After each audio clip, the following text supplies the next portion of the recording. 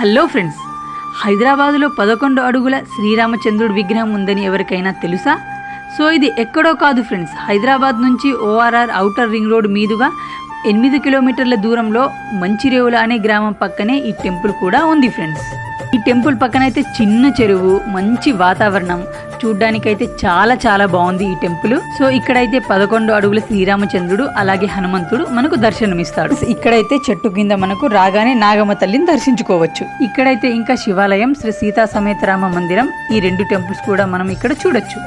So friends, ఈ temple కనుక చూడని వాళ్ళు ఉంటే మీ ఫ్రెండ్స్ అండ్ ఫ్యామిలీతో వచ్చి చూసేయండి. ఇక్కడైతే మనం ఆ పరమశివుని రామచంద్రుని దర్శించుకున్నాం.